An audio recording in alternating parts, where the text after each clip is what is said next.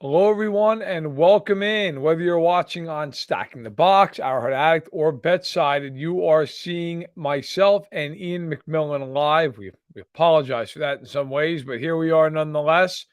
We have just two NFL games this weekend, but they are beauties. The AFC Championship game, the NFC Championship game. One game, the line hasn't moved. The other one, the game's moved about 9 different ways. So there is plenty to get to from a gambling perspective. And we are here to break it all down for a bit. Iain, how are you doing today? Oh, you're muted. I'm muted. There you go. There you go. Well, always good to get off to a strong start. How are you today? I'm doing all right today, Matt. I'm sure we'll get into it when we start talking about this Chiefs-Bengals game, but few people looked more stupid on Sunday than I did. So I've recovered a little bit from that. I'm doing all right today. I'm looking forward to this weekend. Well, we did talk about that Bills-Bengals game last week, so I know that's what you're alluding to. We were on very opposite ends of this, and I've been wrong many times in my life. For once, that was not one of them. I thought the Bengals would roll the Bills. They did. I know you were surprised by that. I honestly don't remember. Were there any other games you got wrong last week in terms of just straight up, or was it all just on the lines? I actually, even throughout the playoffs, I'm 9-1 against the spread with my 10 spread picks. But I think the one I was the most confident in all throughout the playoffs was the Bills to beat the Bengals last week. And it wasn't just this show. I went on several shows last week saying that the Bengals actually aren't a good football team and that the Bills are going to steamroll them. So people don't remember the picks that you get right generally. They generally remember the ones that you're dead wrong about. So my mentions were a fun time on Sunday. These things happen. Deservedly so. I deserve it. If I'm going to go out on a limb and say a team's going to get steamrolled and then they look like absolute world beaters, I deserve it. That's all part of it. Have you learned your lesson with the Bengals? Absolutely not. Okay. All right. Well, we're going to get in that game second. We're going to go in order of the games of the day. And the NFC game is going to kick off first at Lincoln Financial Field, 3 Eastern, the Eagles, the 49ers. I think most would say the two best teams in the NFC by a pretty good margin, especially by the latter half of the season. The Eagles come in at 13-4. The Eagles coming in at 14-3. The Niners coming in at 13-4.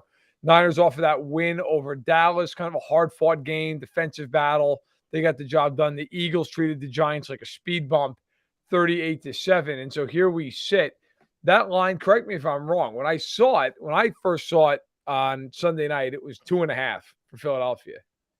And it has not moved at all in any way, shape, or form. It did originally open at -1 for the Eagles because that's actually what I bet on that. But it moved within like 30 minutes. It moved up to 2.5. Okay. So it did move very, very, very quickly. But there was a brief moment in time it was -1. Gotcha.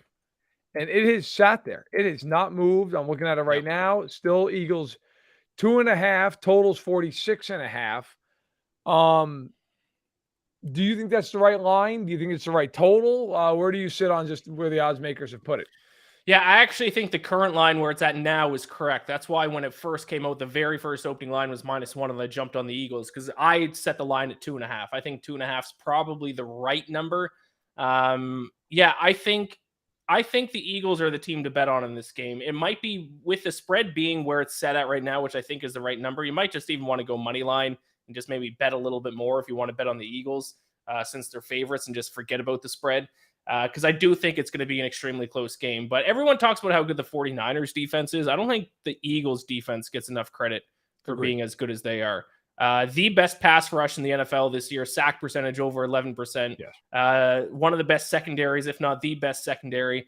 There is a weakness that the Eagles defense has had, though, and that's their ability to stop the run. Right outside the bottom 10, if you want to look at advanced analytics like DVOA and run defense, I think they were 24th in opponent yards per carry, somewhere around there. So if there is a weakness, it's their ability to stop the run. But other than that, they're top 1, top 2, top 3 defenses in the NFL. I agree. Look, I went through and I looked because I always look in these games when I think they're really close. I think this game is very close.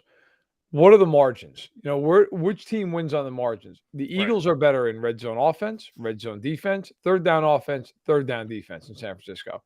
The other thing in this game that would scare me if I'm the Niners, The one thing about San Francisco's defense you can do against them, you can throw the ball outside. They do not have great corners.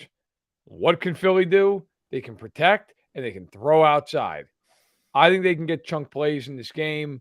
Look, the Niners shot here, and you kind of alluded to it, or you did allude to it. Got to run the ball. Got to run the ball with Mitchell and McCaffrey. Both guys, by the way, not practicing currently, although McCaffrey just said that there's zero chance he misses this game. I'm sure he'll play. But are they healthy? We don't know. I mean, Hurts has been on the record saying he doesn't feel all that hot, but he is going to be out there and he's going to play. He played very well against the Giants for whatever that's worth to you. I think the Niners have a lot fewer pats to win this game than the Eagles do. I think the Eagles can win this in a variety of ways. And the Niners, it's kind of like, look, you've got to run the ball. You've got to stay on schedule.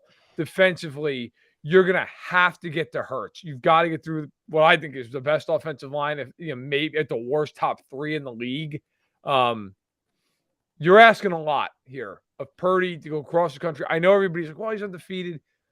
He's played one good defense since he's been a starter. It was Dallas. They scored 19 points, and 3 of those points came off a turnover at the 20-yard line. Like, it wasn't like they exactly lit Dallas up. Right. If Prescott's even halfway decent, then Dallas wins that game. So, look, I don't think it's a blowout, but I think you're asking a lot of San Francisco to go in there and win that football game. Yeah, I will say another point that kind of leans the Eagles here. The referee for the game, I kind of dug into this yesterday. I wrote up an article on FanSided about it. The referee for this game, John, is it Hussey? John Hussey. The home team throughout his career, every single year actually dating back to 2016. So that is now 7 straight seasons, including this year. The home team has won at a higher win percentage compared to the league average in John Hussey refereed games. He refereed one Eagles game this year too, and it was a game that they beat the Cowboys 26-17. They called 10 penalties against the Cowboys for 72 yards, 2 penalties against the Eagles for 10 yards.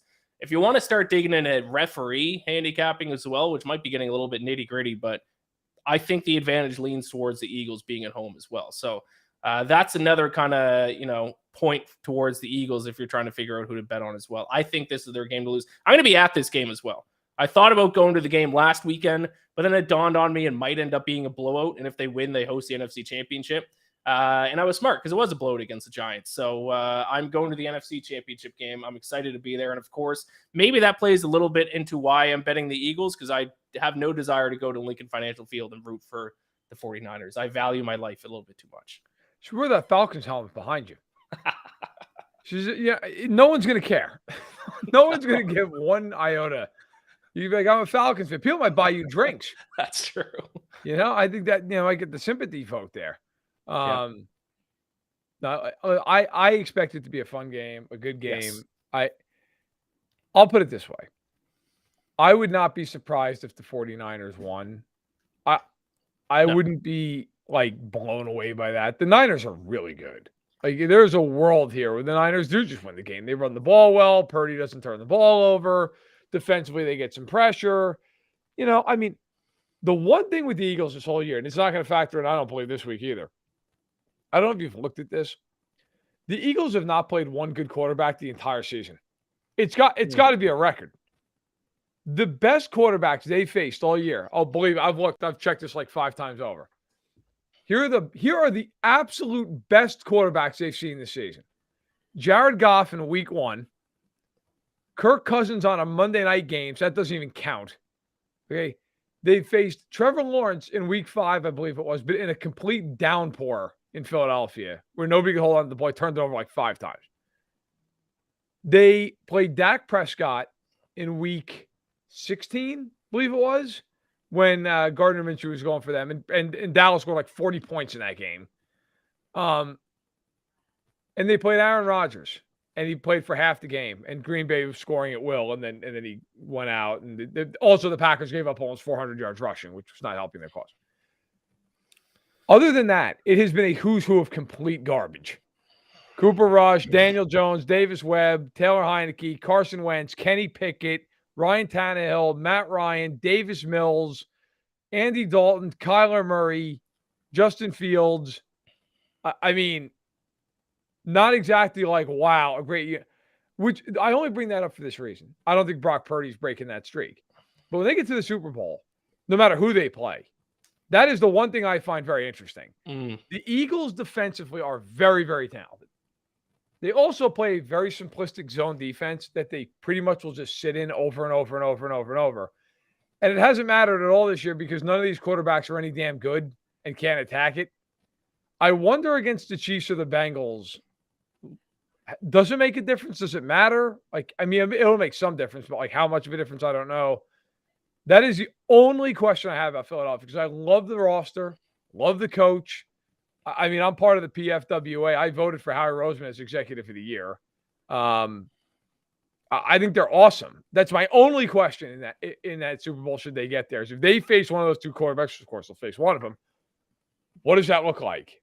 I don't know. I don't know what the answer to that question is. Yeah, I don't think there's any doubt that the AFC as a whole, especially when it comes to quarterbacks, is a much stronger conference than the NFC. So no matter who comes out of the NFC, even if it's the 49ers played the Chiefs this year and got destroyed, didn't they? The Niners played the Chiefs in San Francisco, gave up 44 points, and the Chiefs had 2 turnovers and missed a field goal. Yeah. So, yes. So that is something to keep in mind for the Super Bowl. I will say, though, I think this is clearly the best 2 NFC teams. I think all year long, from start to finish, I think it was the Eagles and the 49ers and then a gap and then everyone else. So, I'm excited for this game. I think it's the correct 2 teams playing for the NFC Championship. Have you, but perchance, have you taken a look at the look-ahead lines for the Super Bowl? I have. They're all the same, pretty much. The Bengals are slight underdogs, and the Chiefs are slight favorites, at least from what I've seen. I know every book obviously is different. Like even the spreads are all like they're all 1-point spreads. They're like all they're basically all coin flips. Yes. At one point, the Chiefs I saw were like a point dog to the Eagles. Now they're a point favored. They're like a point and a half over the Niners, and it's just inverse that for Cincinnati. I can't remember 4 teams at the end that are this close, where it's like any of them could win. I know you disagree with me. We'll get to that. If it was the Bills, I would agree. Unfortunately, even though last week it didn't look that way, I think the Bengals are the odd duck here. Okay. I think the 4 best teams in football are here. I really do. In fact, briefly here, before we get into the Chiefs and the Bengals, I mean, I know you believe in the Bills. Like, just from a football standpoint, I know this isn't really a gambling thing, but like a football thing, like, if you're them, would you change a lot, or would you stay the course and stay with this group and stay with? Yeah, I mean, I'm not saying blow the thing up and go 6-11 next year, but like, would you be aggressive in altering this roster, or would you stay the course and you just think that game was enough? I think largely stay the course, especially. I mean, maybe make some changes with the coaches, if anything. I thought the coaching is what killed them last week against the Bengals. Why did they run so much zone coverage in snow? You can't period. Zone coverage, like in order to succeed at zone coverage, you have to the defenders need to be able to stick their foot in the ground and accelerate quickly. You can't do that when you're playing on a slippery surface caused by snow. And Joe Burrow, was that you that tweeted that Joe Burrow's stats against zone coverage? I tweeted out against the Chiefs, who he utterly destroyed in zone coverage in week 13. Yeah. So the Bills had a lot of questionable coaching decisions in that game last week. They definitely need a number 2 receiver. They don't have a number 2 receiver, which hurt them last week, and maybe some coaching changes. But other than that, I mean, listen, there's, and I've talked about this before. There's different ways you can evaluate teams. You can just watch film. You can, watch what you're just watching on game day. You can look at stats. The way I evaluate teams is I look at stats. Sometimes it blows up my face and makes me look stupid like it did last week. But that's kind of what I've decided I'm married to are the numbers. And the numbers show me the Bills are still a top 3, top 4 team in the NFL. They just didn't bring it when they had to. Which is a lot of people I saw on social media are calling the Bills frauds because of another playoff loss. I don't think fraud is the right term. I think we can now start to call them chokers. They don't show up in big games several years in a row. Listen, I think that's probably a fair point at this juncture.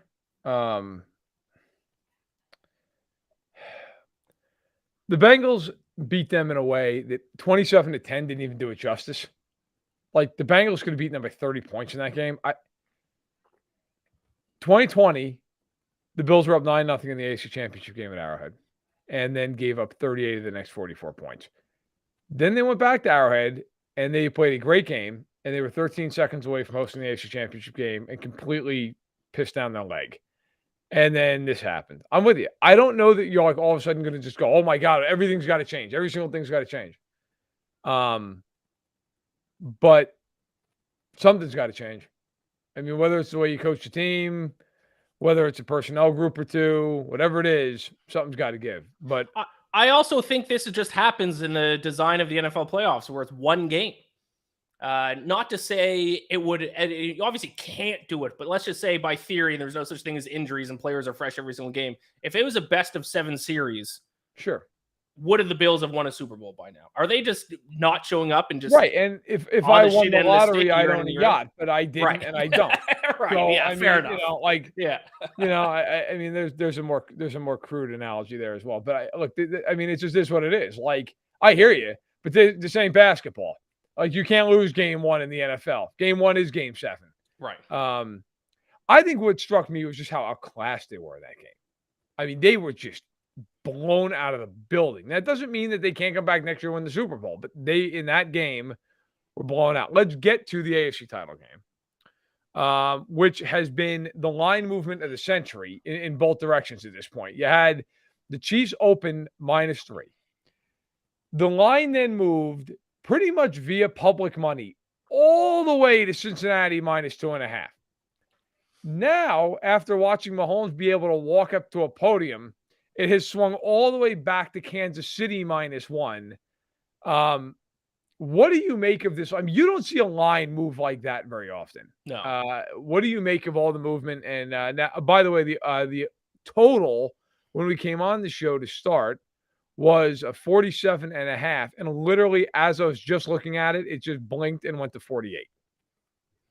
Probably as a result of Mahomes as well. But yeah, it's pretty rare to see this kind of crazy line movement, but it is just because of Mahomes' ankle. So Bengals were 2.5-point favorites. And was it yesterday or the day before where Mahomes had the press conference? He wasn't wearing a boot. He didn't limp when he came off the podium, and then he jogged or something at practice. Yes.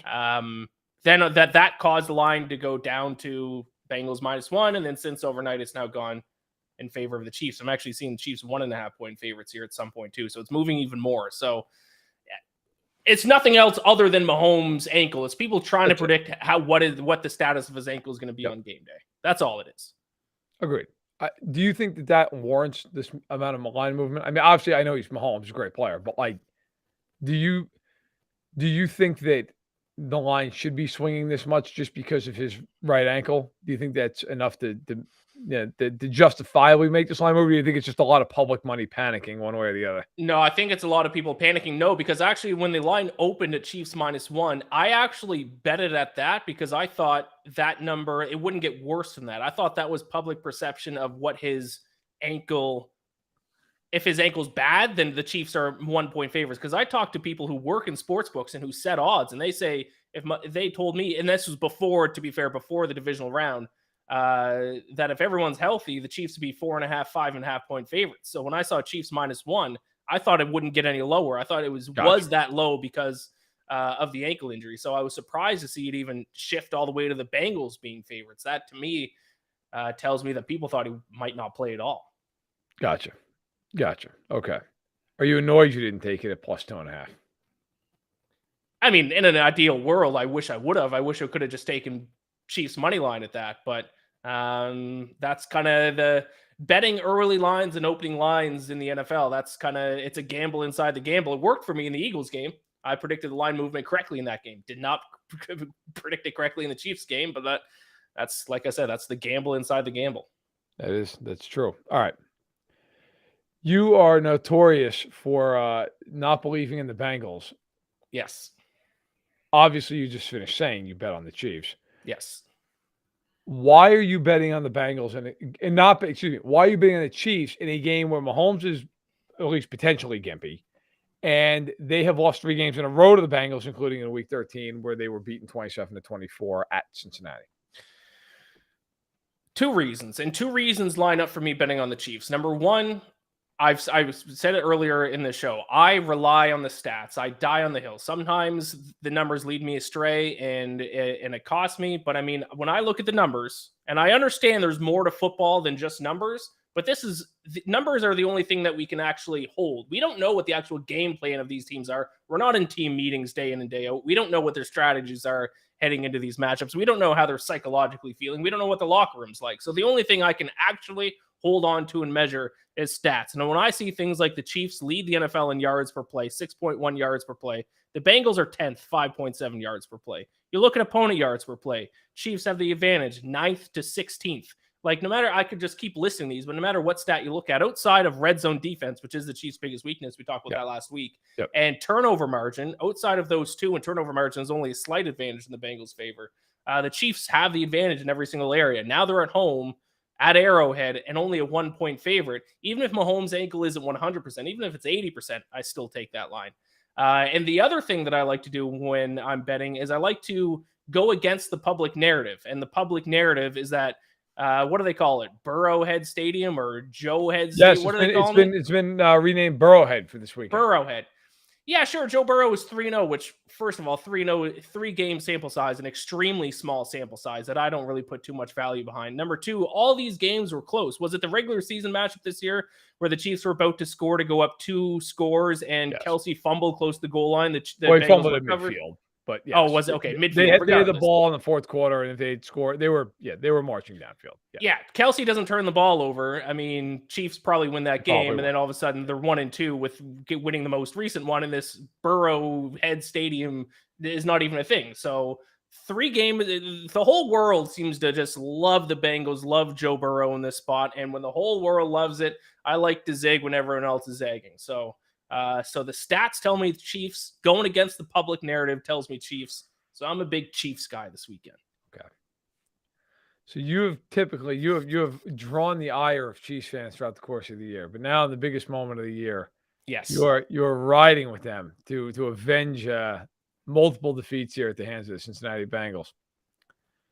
I have mostly ridden on the white horse this year for Chiefs fans and said I believe in them. I believed in their defense at the beginning of the year. I believed in this team all year long. While I still believe in the team, I am taking the Bengals to win this game. How the tables have turned. That's right. Now, as the office would say, how the turntables. Okay. Here's my thoughts. If both teams play their best game, I think the Chiefs are the better team, and I think they will win the game.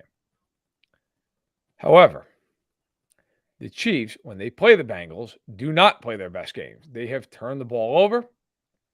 They have taken a million penalties. They have not gotten pressure on Burrow unless they blitz. They have had bizarre game plans. Here's a couple of crazy statistics that are actually true. Last year in the playoffs, the Titans sacked Burrow. I'm just laughing at the chat. The chat they destroyed. I understand. Hear me out. The Titans sacked Burrow 9 times last year in the divisional round. The Chiefs sacked him 1 time. This year, Chiefs led the AFC in sacks, only second in the NFL to Philly, 55 sacks. They sacked Burrow 1 time. Couldn't get near him. Now, I understand there are 60% backups in for Cincinnati up front. The Chiefs should be able to get to him. I am not arguing that. But I am a big believer, and if you guys who have been on this podcast, you know this because I say this all the time. You got to show me sometimes. It's the same thing I always say about the Chargers. Like, every time they play the Chiefs, people are like, I'll tell you what, I'm taking the Chargers. It's like, yeah, fuck that. Call me when the Chargers win 1 game that ever matters. And they never do. Okay? Ever. The Chiefs have won a million big games. They have struggled against this team. I think if the Chiefs do not turn the ball over and they win up front, they win this football game. But that has been a brutal thing for them against Cincinnati. Out of respect for the fact that the Bengals have owned them for the better part of 2 years, I'm going to take the Bengals in the game. I think the Chiefs are the better team, but they haven't played like it against them. Do you know that in these 3 matchups, the Bengals have only combined taken 2 penalties that have resulted in a first down for the Chiefs. The Chiefs have taken 10 the other way. Also, that does not include a game-ending kickoff return for a touchdown. Chiefs would have been up by 20 points at halftime in the first of these three matchups.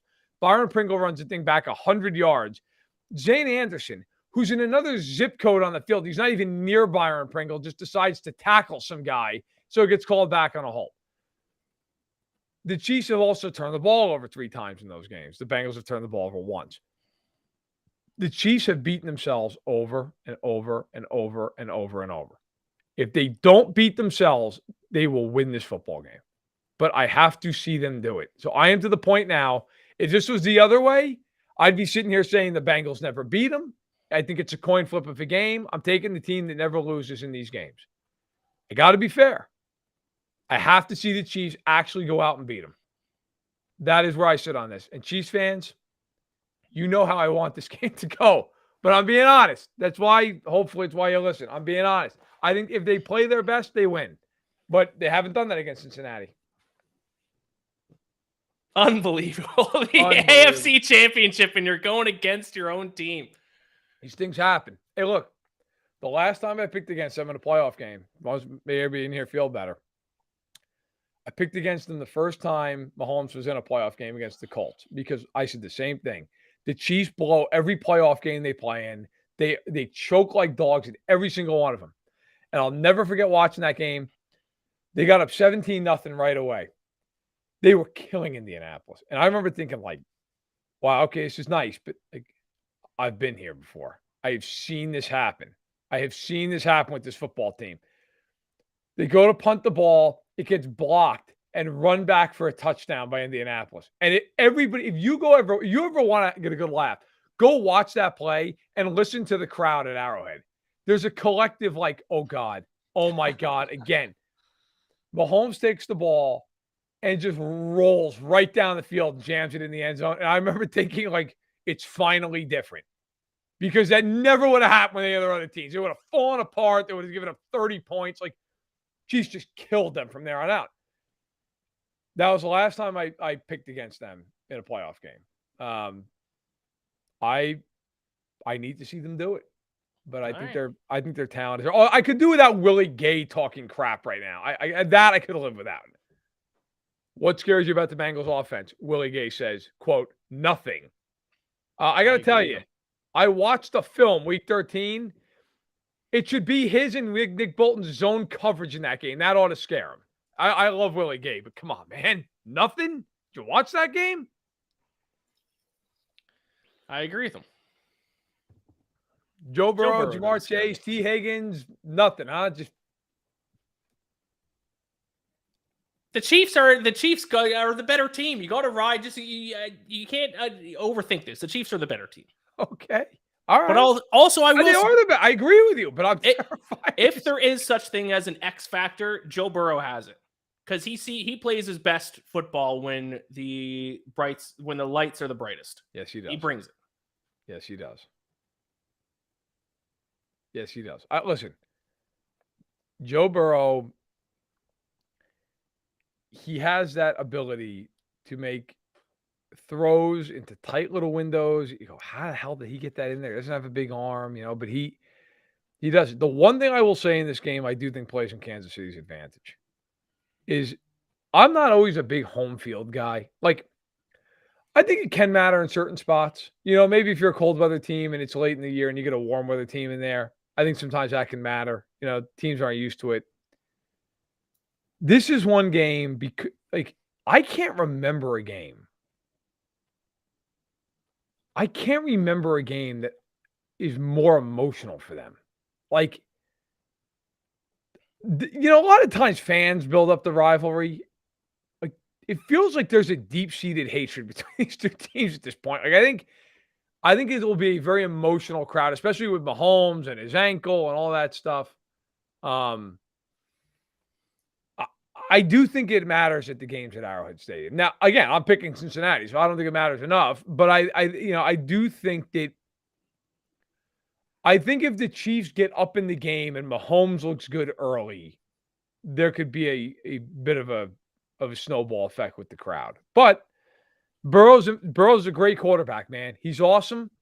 Chase is a top 5 receiver in the league. Higgins is the best number 2 in football. They bring a lot to the table, and they are really well coached. The Bengals are really well coached. So I honestly think it's going to be a great game. I do. I think no matter who wins, I think it's going to be excellent. I could see the NFC game being a 2-score game. I don't think the AFC title game is going to be. I'd be shocked if one of these teams blew the other one out. I agree. I'll say 2 last things in support of the Chiefs bet here. The Bengals, and you brought up the home field advantage in this game. The Bengals have significantly been worse on the road this season. Even just look at average scoring margin, plus 10.3 at home, plus 3.8 on the road. Let's also not forget, I know they just came off an extremely impressive win over the Bills. The Bengals were outplayed by the Baltimore Ravens in the wild card round. Tyler Huntley doesn't fumble that ball and it gets returned for a touchdown by Sam Hubbard. The Ravens win that game, and we're not even having this conversation. So, yeah, they looked impressive last week against the Bills, but this team isn't invincible either. No, listen, I am not. I will say this. My feelings on this game have nothing to do with the Bengals beating the Bills. To me, right, I've learned in sports and in football, especially in football, every game is unto itself. Every game. Right. People get way too into this. Like for an example, oh my God, look at how the Eagles beat the Giants. It's like, okay, but they're not playing the Giants this weekend. Now I'm picking the Eagles, but like my point is, that has nothing to do with San Francisco. Right. I mean, it does. That stuff to me, football is very matchup centric. You know, I thought Baltimore was going to give the Bengals trouble because they can pound the football. I'll tell you right now, if the Chiefs win this game, Isaiah Pacheco is going to be a big reason why. Because they're just going to pound it and pound it and pound it. Like, that's how they're going to win if they're going to win this football game. If Mahomes has to throw for more than 300 yards, they're losing. Like, they need to be able to run the ball. Now, look, if they run the ball like crazy and he throws for 300 yards, okay, fine. But it's, to me, that was always going to be a hard matchup. The Bills losing to the Bengals the way they did, look, Josh Allen looked like a deer in the headlights in that game. Patrick Mahomes is not going to look like that. To me, like, some of this stuff, the Chiefs got destroyed playing soft zone, just like the Bills did. The Chiefs are not going to do that again. One thing about Spagnuolo, they will change. They will play a different coverage. Like, I don't take anything away from that other than, hey, hell of a game by Cincinnati. But to me, just like if the Chiefs had beaten Jacksonville 41-17, like I think if Mahomes maybe was healthy, they would have. Like, you know what? I wouldn't really care because they're not playing Jacksonville this week. They're playing the Bengals. So I think sometimes football, people get way too into like what happened the week prior. Right. And what it's irrelevant because it didn't happen against these two teams. And football is such a stylish, you know, a styles make fights. Yes, yeah. Exactly. Thank you. Correct. All right. So you are on the Eagles and the Chiefs to be in Super Bowl 57. Yes. Yeah. The Kelsey brothers matchup, the Kelsey Bowl. Oh, listen, there'd be no shortage of storylines if those two teams get into the Super Bowl. I think that's the most exciting matchup too. I think that'd be the most fun. It probably is. Oh, listen.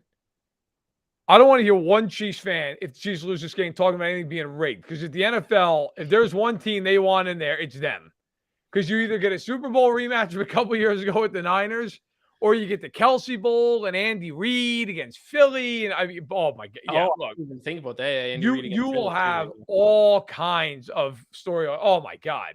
Not to mention, you know, look, the Chiefs aren't a big market, but they're a big market in terms of a TV draw because everyone wants to see them because of Mahomes and all the rest. So, like, if there's any argument, it's just the NFL would rather see the Chiefs in the Super Bowl than the Bengals. But that being said, I am also taking the Eagles.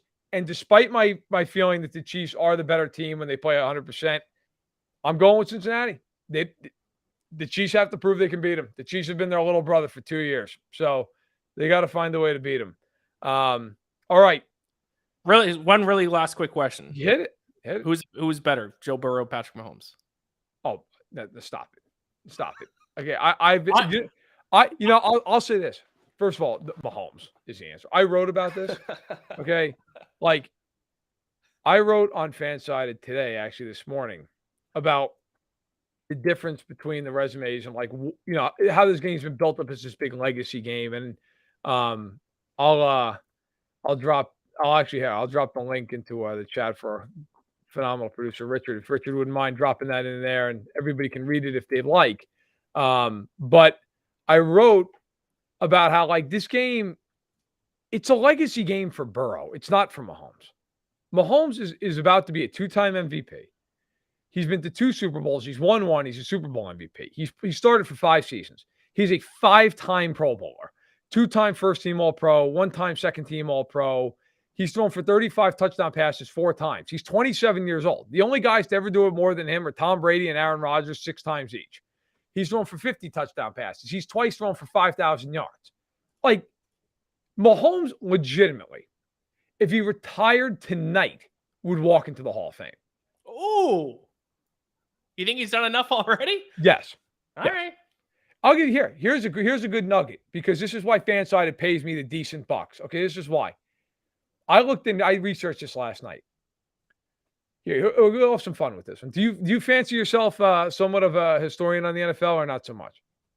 Past 20 years. I mean, more than the average person, but I mean. Okay, I don't want to put you in a bad spot. Okay, fair enough. Not including Mahomes, because technically he has not won a second MVP yet. Yes. There are 6 quarterbacks in NFL history, Super Bowl era, let's say, okay, because they're all in Super Bowl era, who have won a Super Bowl, at least one, a Super Bowl MVP, and at minimum 2 MVP awards in the regular season. How many of the 6 can you name? I'm going to go Steve Young. Yes. Joe Montana. Yes. Peyton Manning. Yep. Tom Brady. Yep. Aaron Rodgers. Yep. Kurt Warner. Yes. I have your tweet right in front of me. Of course you do. I was going to say, you're reading. Yeah. Listen. I will say a quick comment. I read that list actually literally right before we went live. It's literally on my screen here. All of those made sense. I was shocked Kurt Warner won 2 MVPs. 99 and 2001. And Falk won the one in between. I think I could have guessed all of those. I would never have guessed Kurt Warner. Yeah. So Mahomes is about to be number 7. And you got 4 guys who are in the Hall of Fame, and Rodgers and Brady are going into the first ballot. So, yes, I honest to God, I really think that Mahomes, yes, he'll walk into the Hall of Fame. Joe Burrow, in comparison, who is great, he's been to 1 Pro Bowl, and he's been to 1 Super Bowl, and he lost it. That is the amount of his resume at this point. Historically speaking, like if you look back in 30 years, that's his resume. This game is far more important for Joe Burrow historically. If the Chiefs lose this game, like, you get all these people who are like, you'd be 2-3 in the AFC title game. Look, Brady lost the AFC title games. He lost Super Bowls. Elway lost Super Bowls. Nobody gives a shit. What did you win? Like, that's what matters, right? Like, people care about that. In the end of all this, I do think for Bengals fans, you do have to look at Burrow. Look, Burrow's amazing. I think he's the second best quarterback in the league. I really do. I don't think it's arguable. But obviously, from history's perspective, a ring would elevate him into that pantheon that you get to when you're a great quarterback and you win, right? So I think it's much more important for him. Listen, don't get me wrong. I think for Mahomes, it's resume padding. It's getting back to another Super Bowl. It's winning another Super Bowl. It's all that stuff, right? That all matters. But I don't think, Peyton Manning lost a lot in the playoffs. I don't see a lot of people like, oh God, Manning's trash. Like, they lost that one AFC title game. Nobody, like, Burrow, there's a lot more on the line for it this Sunday than there was for Mahomes, in my opinion. Maybe others would disagree. That's how I see it. I just wanted on record, I do agree Mahomes is a better quarterback. I just wanted to throw up a little layup for you so you could get back in the good graces of the Chiefs fans in the chat. Because I appreciate it. I'm going to need it, because wait till I go on at 4. We have 1,000 people on the Arrowhead Addict podcast, and I say that. I'm going to have people are going to be sending weird things in the mail to me. But listen, pay me to be honest. Yep. It is what it is. They've got to prove that they can beat the Bengals. Sorry. If I'm watching a boxing match and I'm like, listen, I think that Muhammad Ali is a better fighter than Joe Frazier, but Joe Frazier kicks his ass 3 times in a row. At some point, I'm like, well, Muhammad Ali's got to beat Joe Frazier. Like, that's the way it is. That's where I am with this. All right. This has been How to Bet the AFC and NFC championship games. Go with Ian, because I don't want to hear it anymore. All right? Go with it. For Iain MacMillan, I'm Matt Verderame. I'll be back at 4 o'clock Central, 5 Eastern, with Patrick Allen on the Arrowhead Addict podcast to break down the AFC Championship game. That will be on the Arrowhead Addict channel. For the both of us and for the Stacking the Box podcast, BetSided and Arrowhead Addict, I'm Matt Verderame. Thanks so much for listening. We'll talk to you again real soon.